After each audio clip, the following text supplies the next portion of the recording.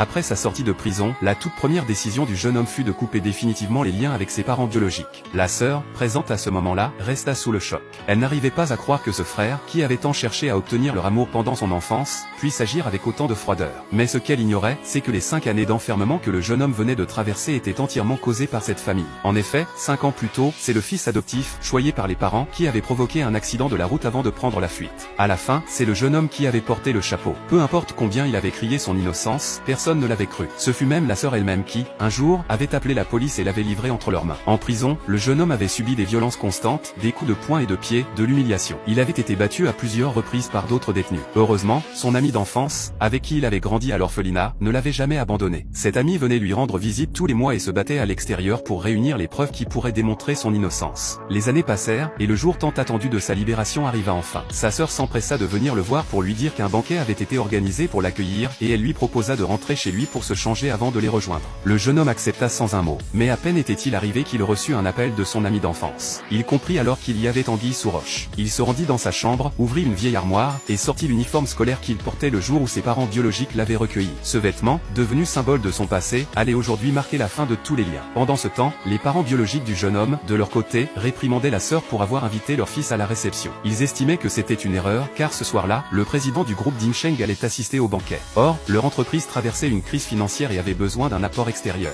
Pour eux, cette soirée était l'occasion rêvée d'obtenir un investissement. Ce qu'ils ignoraient totalement, c'est que ce fameux président du groupe Dingsheng n'était autre que l'ami d'enfance du jeune homme. Le soir venu, le jeune homme arriva à la réception vêtu de son ancien uniforme scolaire. Sa démarche était raide, il boitait légèrement, résultat des années de sévices subis en détention. Les invités se tournèrent vers lui, surpris et confus. Le fils adoptif, toujours souriant, s'approcha de lui avec une attitude faussement bienveillante, comme s'il voulait l'accueillir chaleureusement. Le jeune homme le repoussa d'un geste sec, le faisant tomber à terre. Mais sa propre fiancée, au lieu de le défendre, s'en prit à lui et le gifla devant tout le monde. Cette femme avait toujours été amoureuse du fils adoptif. Même quand le jeune homme lui avait sauvé la vie en lui donnant un rein, elle ne l'avait jamais regardé. Et ce soir encore, elle l'accusait d'être le coupable de l'accident. Face à tant d'ingratitude, le jeune homme réagit sans mots, il leva la main et lui rendit la gifle sur le champ. Tous les invités furent stupéfaits. La vérité, cependant, éclata bientôt. Il s'avéra que la fiancée, le jour de l'accident, avait vu de ses propres yeux que ce n'était pas le jeune homme, mais bien le fils adoptif, qui en était l'auteur. Pourtant, séduit par lui, elle avait accepté de se taire et de faire porter la faute à un innocent. Face à ces révélations, elle paniqua. Le fils adoptif, voyant qu'elle risquait de tout avouer, intervint rapidement. Il déclara qu'il s'agissait de sa fête de fin d'études et proposa au jeune homme de s'en prendre à lui directement. Le jeune homme comprit que ce soi-disant banquet organisé pour lui n'était qu'un nouveau mensonge. Sa sœur l'avait encore une fois trompé. Il prit alors la parole, il annonça qu'il était venu pour 2 raisons, faire la lumière sur l'accident d'il y a 5 ans et rompre définitivement avec cette famille. Il fit signe au majordome d'apporter les affaires qu'il avait soigneusement préparées avant son incarcération. Il insista pour que ce soit remis devant tout le monde, de ses propres mains.